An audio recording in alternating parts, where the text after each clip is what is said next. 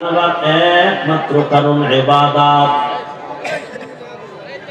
জীবনে বান্দা তুমি যা বলবা ইবাদত, যা করবা ইবাদত, সব হবে মদিনাওয়ালা নবীর তরিকায়, নবীর আদর্শ মতো। নবীর আদর্শ নিয়ে তুমি সংসার চালাও ইবাদত, নবীর আদর্শ নিয়ে তুমি দুনিয়া চালাও ইবাদত।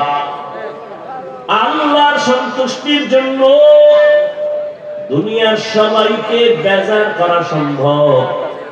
আল্লাহর নবী বলেন আল্লাহকে অসন্তুষ্ট বা বেজার করা সম্ভব না। আল্লাহর আদালত বলতে একটা আদালত আছে, কিয়ামতের আদালত। আর ওই আল্লাহর আদালতে সব বান্দা হাজির হয়ে জবাব দিতে হবে। ওয়া আম্মা মান খাফা মাকাম রাব্বিহি ওয়া নাহান নাফসা আনিল হাওয়া ফাইন্নাল জান্নাতা হিয়াল মাওয়া। আল্লাহ তাআলা বলেন যারা আমার আদালতে দাঁড়াইয়া হিসাব দেওয়ার ভয় নিজেকে গুনাহ থেকে বাঁচাবে, আমি আল্লাহ তাকে জান্নাতুল মাওয়া, শান্তির স্থায়ী ঠিকানা দান করব। আতিনা ফি দারে দুনিয়া না হাসান, আতিনা ফি দারে উকবানা হাসান, ইয়া গিয়াসাল মুস্তাগীসিন ইহদিনা লিফতিখারা বিলউলুমে ওয়াল গিনায়ে। হাতটা পুরো ভালো না, এটা মাঝখানে যদি আবার কেটে যায় আর জোড়া দেয় তার ওই আগের শক্তি থাকে না। সব বিষয়ে মনে করেন আল্লাহ আকল দিছে, কুত্তারে দেয় না, মানুষকে দিছে। এখন বয়ান আমি সব জায়গায় বলি, বয়ান বক্তার এলেমের হেডনে হয় না, বক্তার এলেম আর আমলের হেডনে ওয়াজ হয় না। আল্লাহ বয়ান বের করে দেয় শ্রোতাদের অন্তরের মোহাব্বত আর আকর্ষণের উপর। এটা মাঝখানে জোড়া লাগলে আর উড়ান যায় না, ধাক্কাইলো আর উড়ে না। আর আমার এই বদ অভ্যাসকে উঠলে আর আমার বয়ান হয় না। আমি মনে করি ওই লোকটা আমার বয়ান পছন্দ করে না, এই জন্য আমিও সাইডে দিয়ে চলে যাই। হেদায়েতের মালিক তো আমি কেন, রসুলও না। এই দুনিয়ার সব জাহান্নামে গেলে আমাদের কি? আমাদের দায়িত্ব বলা, কাউকে আঘাত করা না, আক্রমণ করা না, বুঝাইয়া বলা ভাই নামাজ পড়লেই লাভ, রোজা রাখলেই লাভ, এটা বুঝানোর দায়িত্ব আমাদের। কাউকে বাই ফোর্স অর্ডার দেওয়ার কোনো অনুমতি নেই। লা ইকরাহা ফিদ্দিন, ধর্ম নিয়ে কানে ধইরা কিছু স্বীকার করার ইসলামে অনুমতি নেই। মানে আপনার ভাল লাগে না, আমার আর ভাল লাগবে কেন? আপনার জরুরত আছে, আপনার থেকে তো আমার জরুরত আরো বেশি। আপনি যদি জানতো আমিও যাই। এখানে কয়টা কথা হবে, কয় মিনিট বয়ান হবে, সব রব্বে কারীমের থেকে বাজেট আছে। অতএব চাইলেও বেশি পারা যাবে না, কমও হবে না। বান্দা চাইলে কিছুই হবে না, আল্লাহ চাইলে সব হবে। এটা আমার সব বয়ানের একটা কথা, স্লোগান, যে বান্দা চাইলে কিছুই হয় না, আল্লাহ চাইলে সব হয়। তো আমাকে দোষ দিয়েই যেন মরতে পারেন।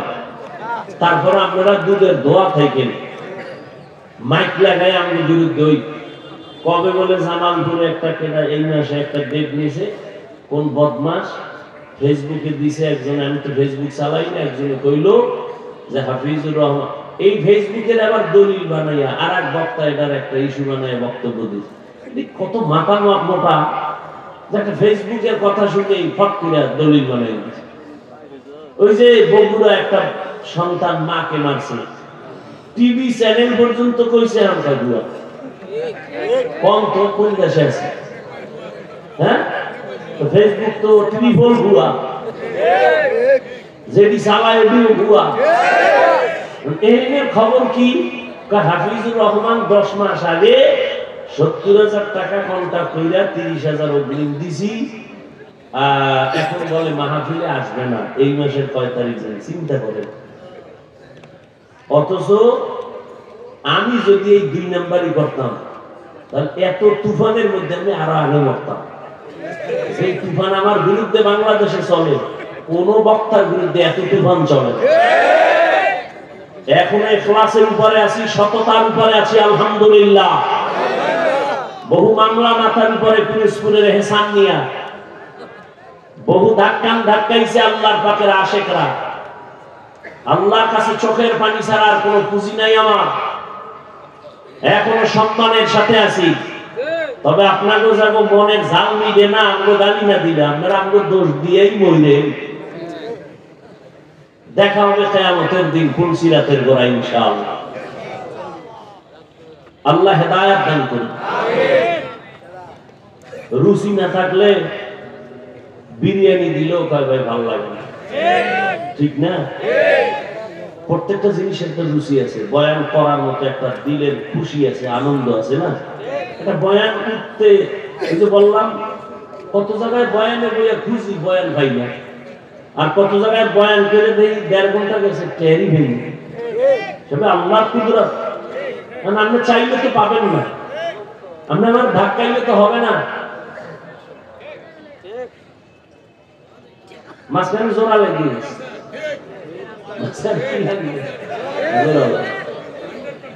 কাজ হবে না। ওই আপনি ধাক্কাই নিয়ে আমি খুব দূর ধাক্কা দিয়ে দুটি, কিন্তু লাভ হবে না, আসল কাম হয়ে গেছে। আল্লাহ আল্লাহ ইবাদতের জন্য পাঠাইছেন। ফলাফলটা শুনেন যে ইবাদত মানে আমরা বুঝি তাসবিহ পড়া, জিকির করা, মসজিদে থাকা, নামাজের জায়নামাজে থাকা। এই ধারণাটা ভুল। মানুষের জীবনে যা করবেন, যা বলবেন সব ইবাদত। হাসেন, সেটাও ইবাদত। হাসি দিলেও কি? এই যুবকরা হাসলেও কি? ভোর রাত্রে মোবাইলে। তোরা তো মাল লাগে আসো না, আসো তো ভোর রাত্রে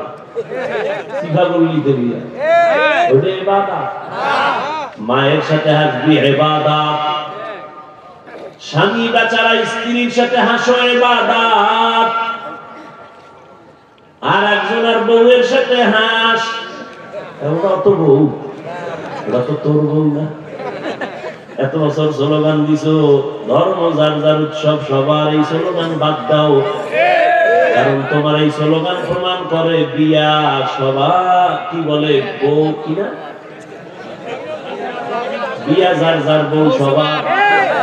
তোমার স্লোগান তো এটাই প্রমাণ করে। এই মোবাইলে কত গুনাহ করে রে বাবা, মোবাইলটা আমিও চালাই। ও যুবক, তুমি তোমার লাইনে থাইকে আমার আল্লাহর জান্নাতের পথে চলো, আমি আমার স্থানে থাইকে জান্নাতের পথে আগাই। তুমি স্কুলে আসো, বাধা নাই, ছাড়িস না স্কুল, কলেজের লেখাপড়া বাদ দিস না। কোন হুজুর বয়ান দিলেও ফিরবি না, টাকা না থাকলে যোগাযোগ করবি, ফ্রি পড়ানোর ব্যবস্থা। তুই ডাক্তার হ, আমার দেশে ডাক্তার আছে, কিন্তু তাসলিমার মতো ডাক্তার চাই না। আমার দেশে সাংবাদিক আছে, তবে হলুদ কালারের সাংবাদিক চাই না। আমার দেশে প্রফেসর আছে, তবে ঢাকা কলেজের আহমদ শরীফের মতো বেঈমান চাই না। ভালো প্রফেসর হ, ভালো একটা ডাক্তার হ, টাকা ধুস না।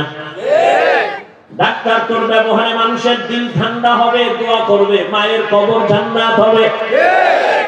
রোগী দেখবি সিরিয়ালে, আবার নামাজের আজান হয়ে গেছে, রোগীরা নামাজে যাও, আমিও নামাজে যাই। তাহলে তুমি ডাক্তার হইয়াও জান্নাতি, ইঞ্জিনিয়ার হইয়াও জান্নাতি, প্রফেসর হইয়াও জান্নাতি। অনেকে মনে করে হুজুর না হইলে গেছি।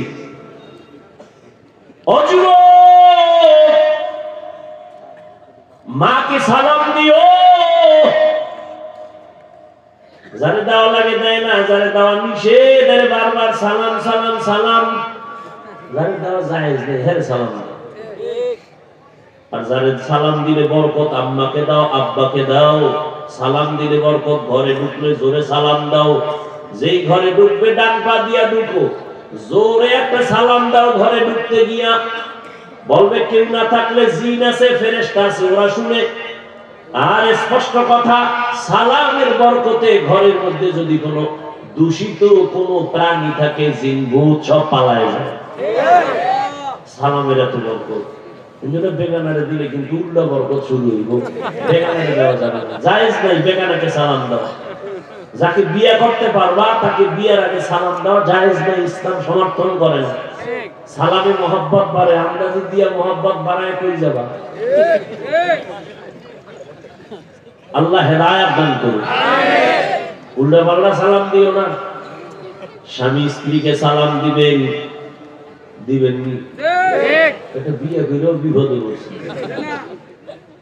ঘরে ঢুকবেন সালাম, রুমের ভেতরে ঢুকবেন সালাম। নবী বসে আছেন মসজিদে নববী, কোথা থেকে যেন খুব তাড়াহুড়া করে হযরত আলী আসেন। মসজিদে ঢুকে তাকায় দেখে রাসূলের সামনে অনেক সাহাবায়ে কেরাম বসা, একটা প্রশ্ন চলতেছে, জবাব দেয় না কেউ। প্রশ্ন কি? এই জমিনে নারীদের জন্য শ্রেষ্ঠ গুণ কি? কেউ জবাব দিতে পারে না। হযরত আলী বলেন, আমি চুপ হয়ে বসে আছি। হঠাৎ নবীজিও চুপ, কেউ জবাব দেন না। আমার অন্তরে একটা আওয়াজ, আমি একটু বাড়ির মধ্যে যাইয়া আমার অন্তর বলে রাসূলের কলিজা তো ঘরে আছে। কে? ফাতেমারে জিগাইলে তো পারবে, রাসূলের তো কলিজা। হযরত আলী বলেন, আমি তো বাড়ির সামনে গিয়া জোরে সালাম দিলাম, আসসালামু আলাইকুম ইয়া আহলাল বাইত।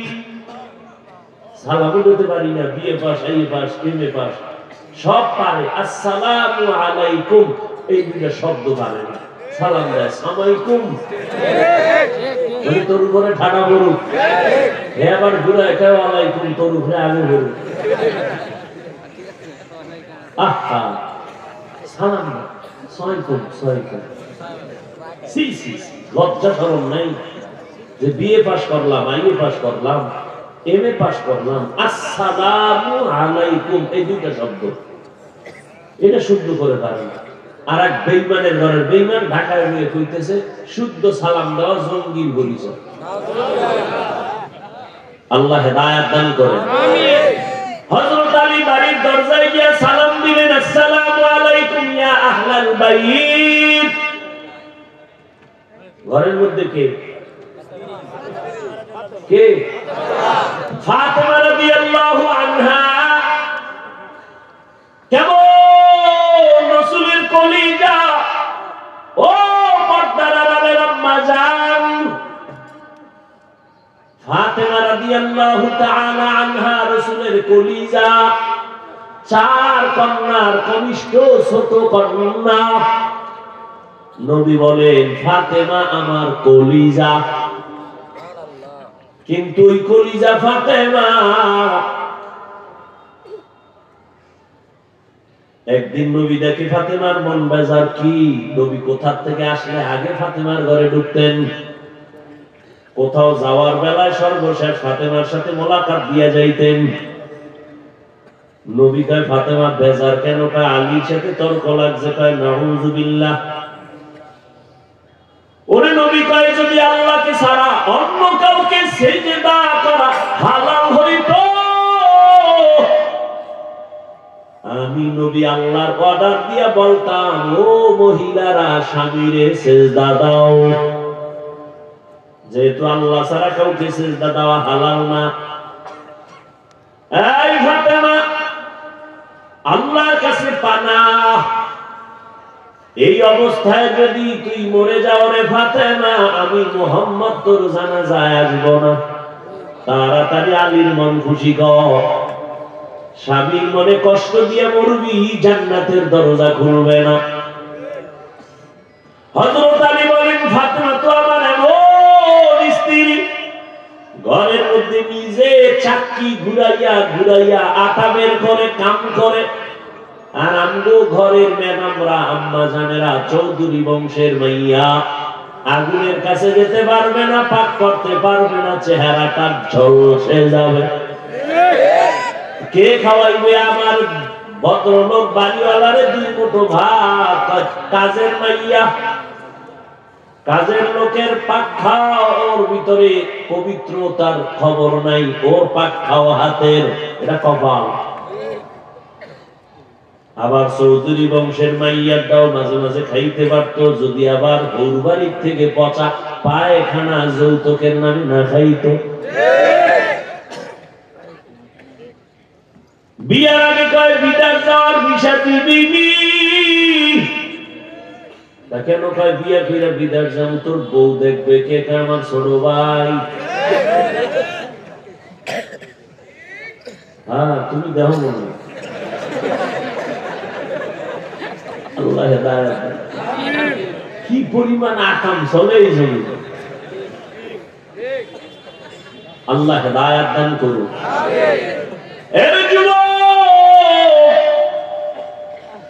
রহমতের নবী বলছেন, ও নারীরা, মরণের যেই পরিমাণ ভয় পাও, স্বামীর ভাইকেও ওই পরিমাণ ভয় করিও। আহা, ঘটনা বলার সময় আমার নাই রে যুবক বাবা। হযরত আলী বলেন, ফাতেমা কাজ করা ঘরের মধ্যে কাজ ছাড়া থাকে না।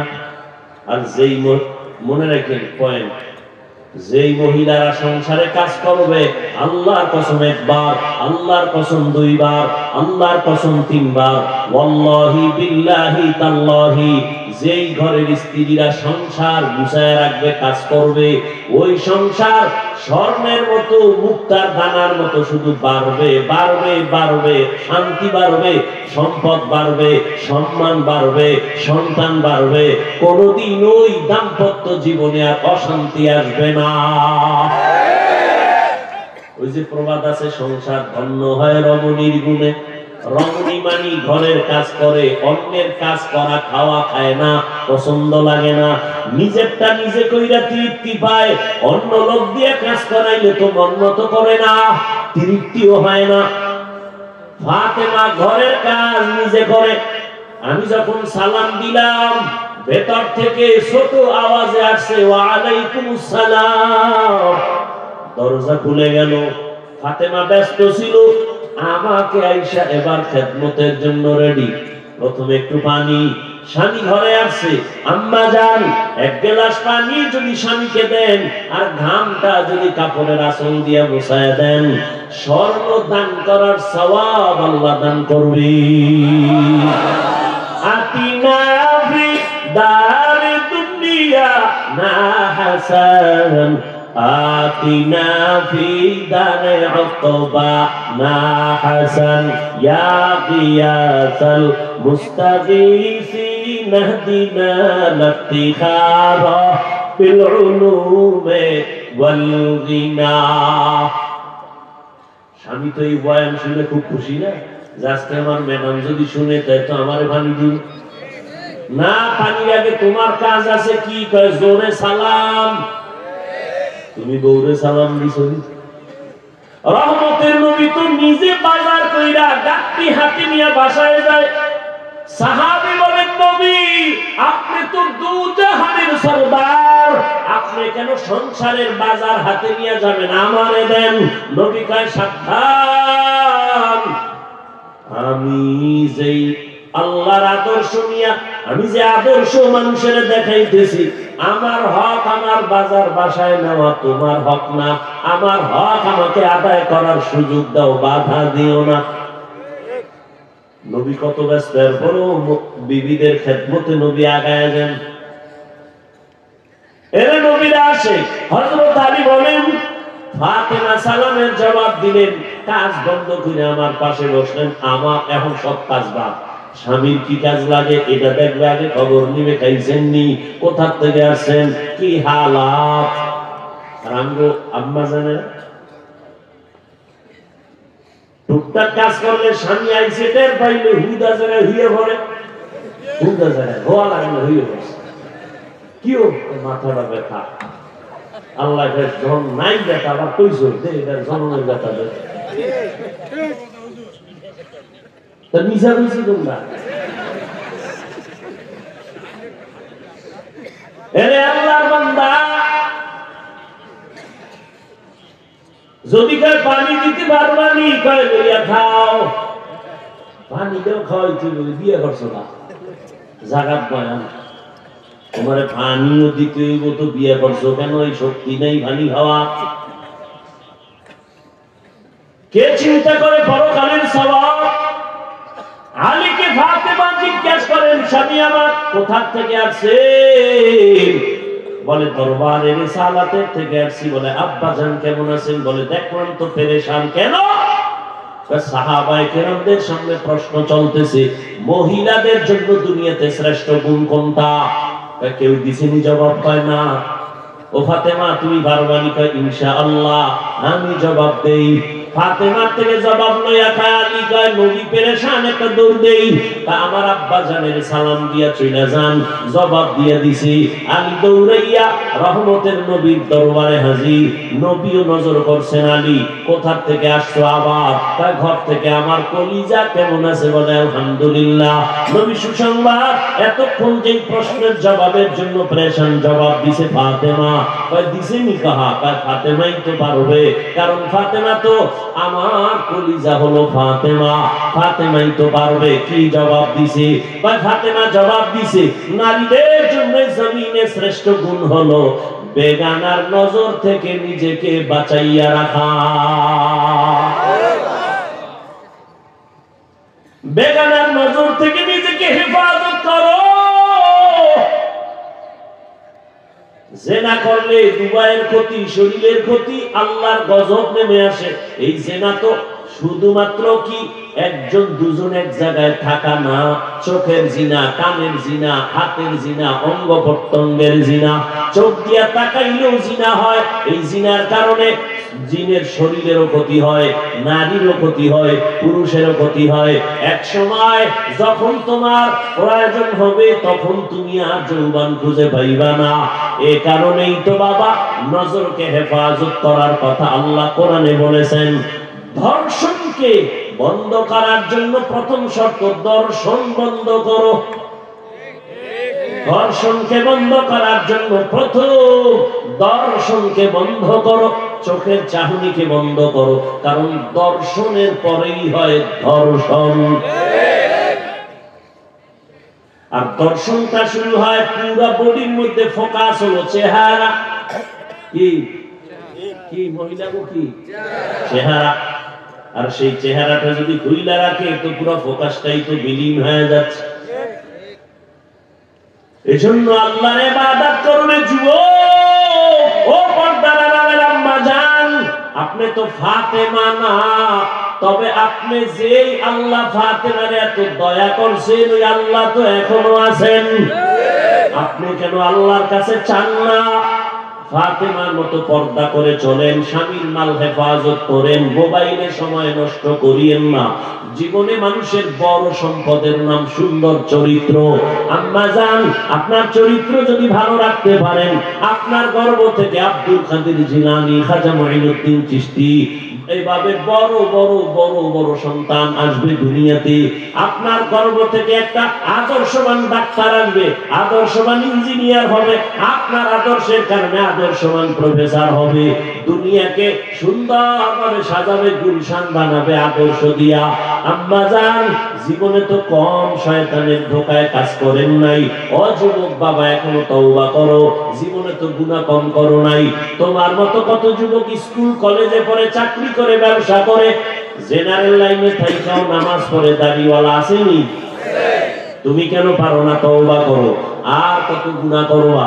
কোন দিন ঘুমের ঘরে মরণ হবে জানা নাই, বাসের তলে কোন দিন মাথাটা চলে যাবে জানা নাই। ওই যে এমন একটা দিন নাই অ্যাক্সিডেন্টের খবর নাই। বাসের তলে যুবক, গাড়ির নিচে যুবক, পানির নিচে যুবক, ঘুমের বিছানায় লাশ পড়ে রয়েছে যুবকের। বেশিরভাগ যুবক চলে যাইতেছে, কারণ এরা বেয়াদবিও বেশি করে। মা বাবার দোয়া যেমন বড়, বড়দোয়ার অ্যাকশনটাও তেমন বড়। ওস্তাদের দোয়া যেমন বড়, ওস্তাদের মনে কষ্ট দিলে বড়দোয়ার অ্যাকশনটাও তেমন বড়। ওলামায়ে কেরামের মর্যাদা যেমন বড়, দোয়া বড়, তাদের কষ্ট দিলে তাদের চোখের পানির বড়দোয়ার রিঅ্যাকশনটাও বড়। এজন্য মা বাবার দোয়া নাও, বড়দোয়া নিও না। ওস্তাদ শিক্ষকের দোয়া নাও, বড়দোয়া নিও না। উলামায়ে কেরামের দোয়া নাও, বড়দোয়া নিও না। আল্লাহ হেদায়েতের মালিক। জানি না কার কপাল খারাপ, কারটা ভালো। তোমার আমার মতো যুবক জীবনে মাদ্রাসায় পড়ে নাই, জেনারেল লাইনে থাইকা যদি নামাজ পড়ে দাঁড়িয়ে রাখে, ঢাকা বিশ্ববিদ্যালয়ে পড়ে, তুমি কেন পারবা না? অন্তর তৈরি করে এখনো সময় আছে, তওবা করো। আর মনে মনে আল্লাহকে বলো, হে আল্লাহ, আর নামাজ ছাড়বো না, বেপরদায় চলবো না, দাড়ি কাটবো না, মা বাবাকে কষ্ট দিব না, শিক্ষকের দোয়া নিয়া, ওলামায়ে কেরামের দোয়া নিয়া নবীর তরিকা মেনে চলবো। অন্তরে যদি মুনাফিকি না থাকে, আল্লাহর মুহাব্বত আর নবীর আদর্শ মেনে খাঁটি অন্তরে তওবার নিয়ত থাকে, দুটো হাত আল্লাহকে দেখায় দাও। আয় আল্লাহ, হাতগুলো কবুল করে নেন, তওবা কবুল করে নেন, তওবার উপরে মজবুত হইয়া চলার মতো তৌফিক দান করেন, আমিন। আলহামদুলিল্লাহি রাব্বিল আলামিন, والصلاة والسلام على سيد الأنبياء والمرسلين وعلى آله وأصحابه أجمعين. يا أرحم الراحمين، يا أرحم الراحمين، يا أرحم الراحمين، رب ارحمهما كما ربياني صغيرا. দয়ার মালিক, গুনার বোঝা নিয়ে আমরা ঠান্ডার ভেতরে বসে আছি। ও আল্লাহ, গুনাহ নিয়ে বাসায় যেতে চাই না। ও আল্লাহ, কত ওলামায়ে কেরাম, মুরব্বি, হাজী সাহেব, কত যুবক ছাত্র ভাই, পর্দার আড়ালের মা বোনেরা হাত তুলেছে। মেহেরবানি করে আমরা তওবার নিয়ত করেছি, আর নামাজ ছাড়বো না, আর দাড়ি কাটবো না, আর বেপরদায় চলবো না, মা বাবার সাথে বেয়াদবি করে বরদোয়া নিব না, ওলামায়ে কেরাম, শিক্ষক মুরব্বিদের বরদোয়া নিব না, নবীর তরিকা মেনে চলবো।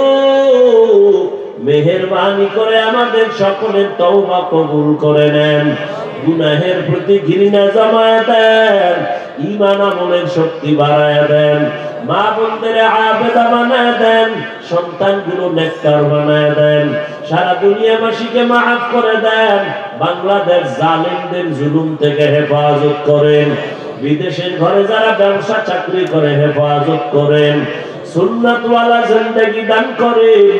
আয় আল্লাহ, আদবওয়ালা বিনয়ী জিন্দেগি দান করেন। আমার কলিজার প্রত্যেকটা যুবকের দিনের খাদেম বানায় দেন, মোবাইলের গুনাহের থেকে হেফাজত করেন। আমরা যারা হাত তুলেছি, জানি না কার মা নাই, কার যেন বাবা নাই। অনেকে মোনাজাতের পরে বাসায় গিয়ে আব্বু আম্মু বলে ডাকবে, যার মা বাবা নাই তার কলিজাটা ছিঁড়িয়া যাবে। ও আল্লাহ, জানি না ময়দানে কারা ইয়াতীম, মা বলে ডাক দিতে পারবে না, বাবা বলে ডাকতে পারবে না। ও আল্লাহ, আজকের এই কোরআনের, হাদিসের, নবীর মুহাব্বতের এই বরকতি মজলিসের দ্বারা সবার কবর জান্নাত বানাবার ব্যবস্থা করে দেন আল্লাহ।